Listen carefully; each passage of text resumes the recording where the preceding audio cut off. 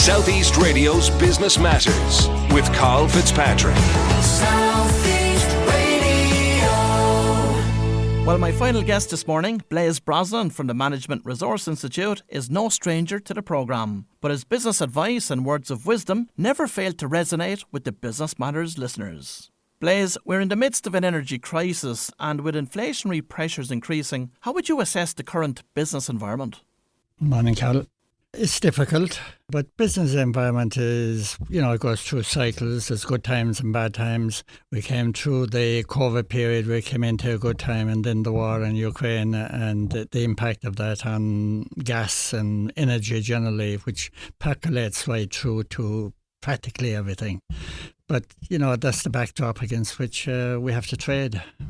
Look, every time you join me, Blaise, we talk about the cycle, the economic cycle. I know there's a little bit of stargazing here to be done, but where are we in the current cycle in your estimation? It's very hard to say, but I remember being in business back in the 70s and 80s, and we were in an inflationary cycle which lasted at that stage maybe 15 years or whatever.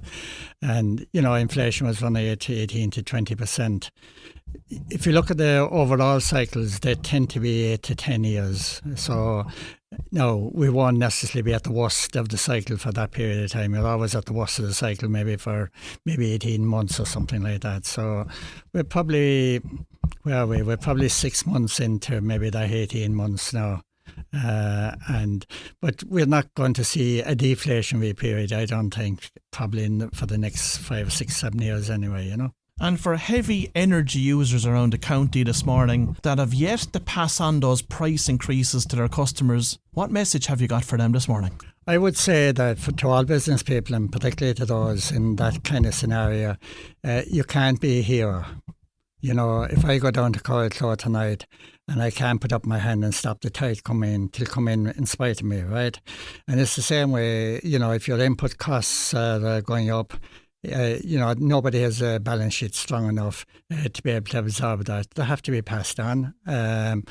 Obviously, some businesses are more price sensitive than others, but I don't think any business is as price sensitive as we people think it is. For those that can't go out and get a price increase from their own clients, maybe because of contractual terms that they're tied into for the next number of years, they should definitely go and do a big exercise on looking at their overall cost base and to reduce those as much as they possibly can. Because no matter how tight somebody thinks they're running an organisation, there's always scope for savings, isn't there? Absolutely, yeah. And there's no such a thing as a perfect business out there.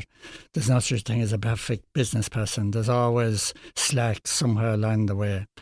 No, it depends on the business model as well. If it's a business-to-business model, that's one scenario. If it's a business to consumer, that's kind of a slightly different scenario, right? But I'll just give you an example of a business to business, a client of ours, and they import most of their components and that from Japan and South Korea.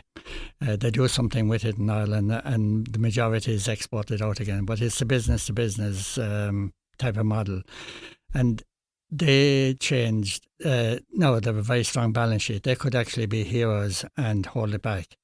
But the MD of the business, that we work with, his attitude is, why should I destroy the reserves in their balance sheet or whatever? So they went out, they adjusted their price, they went out to the market, and they had only two complaints. And the two complaints they had wasn't about the price rise. It was about, you didn't give us enough notice to pass it on. The only two complaints, 120 customers around the world, and that were the only two complaints I got. There's a great lesson in that for business people listening this morning, no doubt about it. Now, I do want to speak to you about the importance of businesses investing in their future, investing in new equipment and vehicles and plant. We are hearing lots of talk at the moment about a global recession, a European recession, a recession in the UK, a recession in the US. Do you think that businesses should ignore that and get on with investing in their businesses and enter into debt if they need to further invest at this stage? Yeah, good question. Nothing is forever in business. Everything goes in cycles. And my contention is that the biggest investment any owner-manager makes in their business is actually to take on and do uncomfortable things. We often think of investment as money, machines, that kind of thing. That is a very tangible investment. But I think the weakest investment that a lot of people make in their business is they avoid making difficult decisions. They play around with it, they think they're doing it, but there's no business. I've never come across a business that is so perfect that they haven't stood back from making critical decisions. And the critical decisions are, eventually they make them because they have to, but there's a lot of time lost in between. And one of the reasons some people tell me they want to run their own business because they don't want to have a boss. But because they haven't a boss, we all have a boss. The market at the end of the day is our boss, right? And, you have to have far more self-discipline, I think, to run your own business than to be run it on behalf of somebody else. I always remember reading Brian Tracy, and he talks about eating that frog. Whatever that ugliest, biggest, most critical decision is to be made, it should be made in a relatively speedy manner. So what advice have you got for those business people that find it hard to confront and to deal with and to overcome those critical decisions that have to be made? How should they approach them?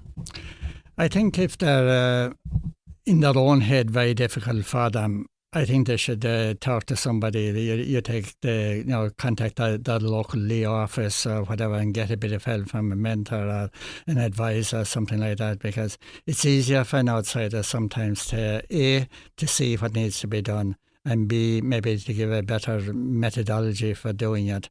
And they can always blame the consultant anyway, which is always useful in a smaller operation. Nobody has all the answers. I don't have all the answers. Nobody has all the answers. But what I see out there is, irrespective of the economy, the good guys always do okay.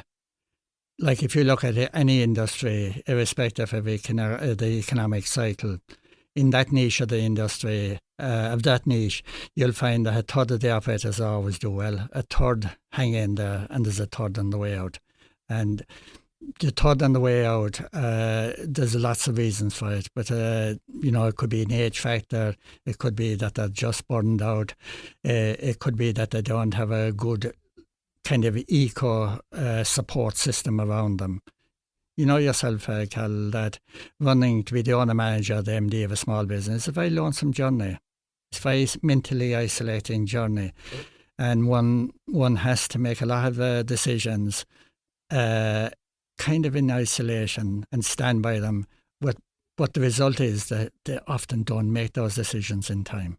And something I always hear you say, and you say it every time you join us here on Business Matters, is the good guys will always do well, irrespective of the economic climate, whether there's a war going on in Ukraine, a recession going on, whether there's a pandemic behind us, the good guys always do well. So what is it about those good guys? You've met lots of them over the years, men and women, right across this country. What are the attributes of those people? I think the main attribute is the clarity of purpose. They're clear about what they want to achieve.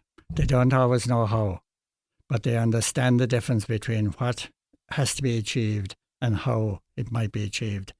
Poor operators are people that get poor results. They get into the how bit of it far too early, in my view, without anchoring what they want to achieve. That's one thing.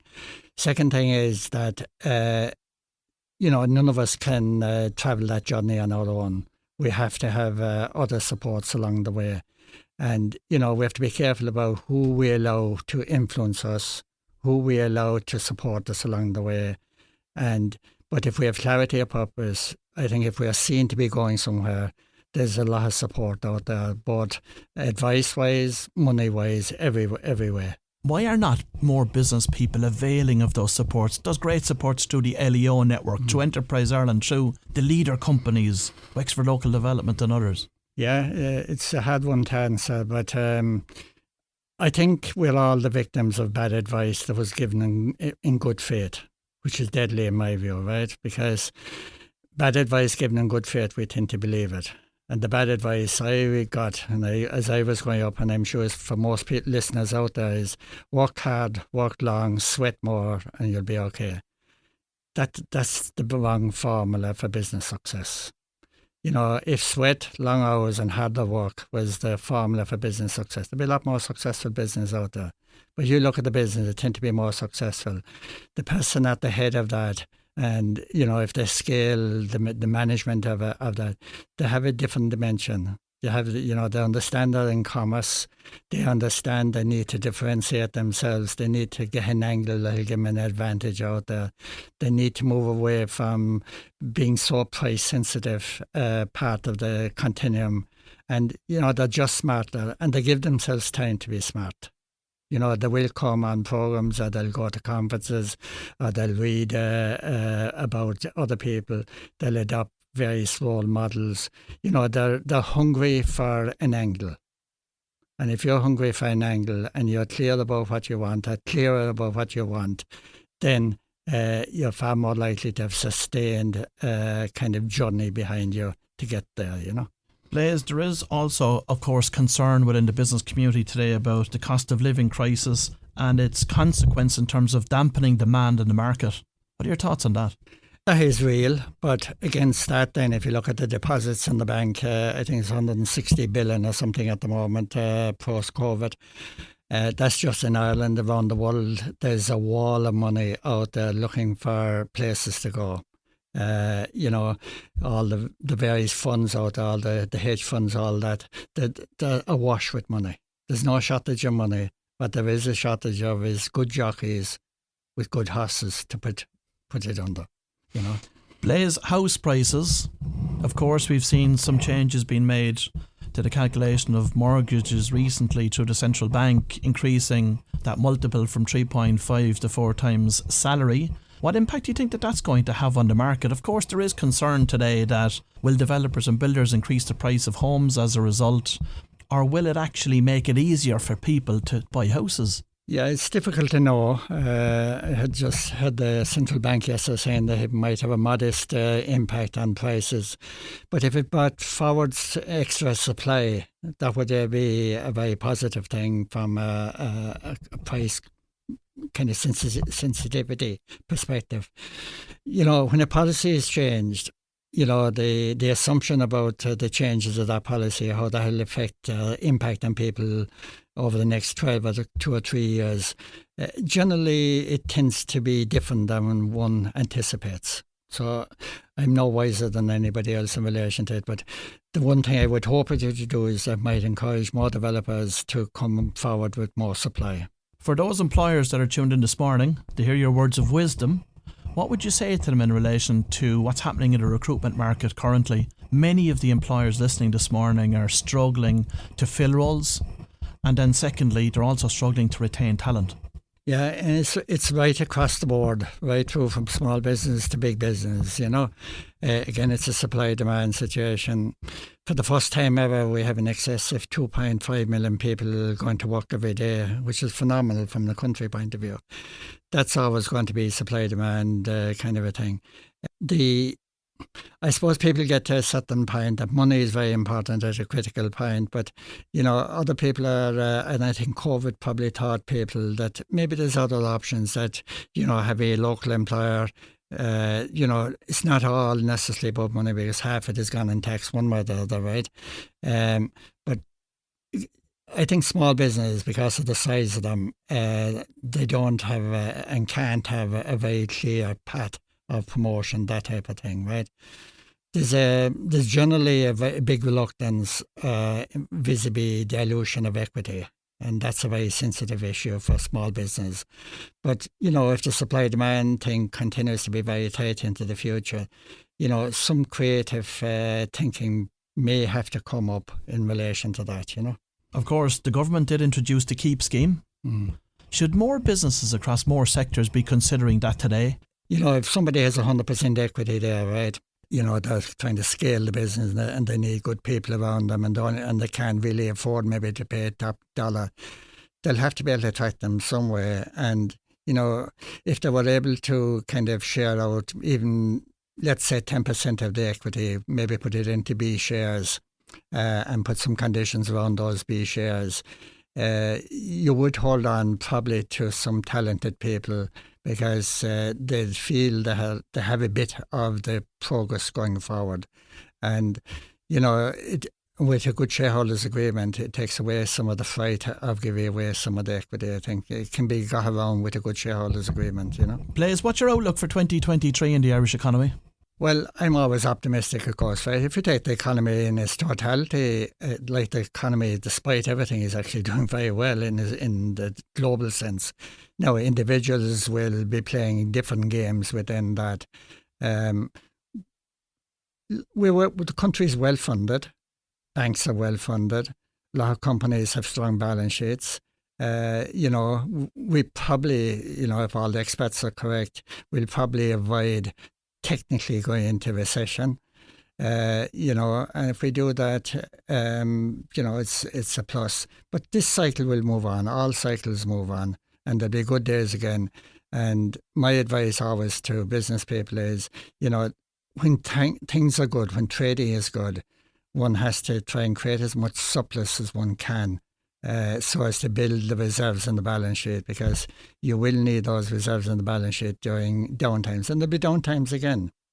Like if you take the average business person, they're probably in business somewhere between 15 and 30 years in that kind of time frame, right? Within that, they're going to see 3 or 4 cycles, too good, too bad, and until never be any different, in my view. Blaise, finally, and I know you are very strong on the importance of planning in business. And of course now in Q4 of this year, many businesses will be starting to plan for 2023. What advice have you got for them as they embark on that? I think to be realistic, be honest with themselves as well. I think, a lot of planning is kind of very notional and very theoretical, right? I would say get down and kind of dissect it out by product range or by customer category or whatever. And,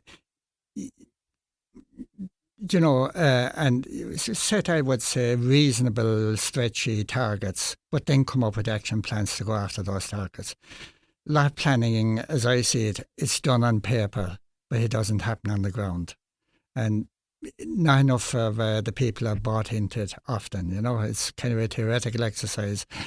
A lot of business plans are written, in my view, for the wrong reason. They're written to satisfy grant-giving agencies or the bank or whatever, and then they're never looked at again, kind of a thing, So it's all based on how credible the assumptions are. Now, I can't predict the future, nobody can, but we have to make reasonable we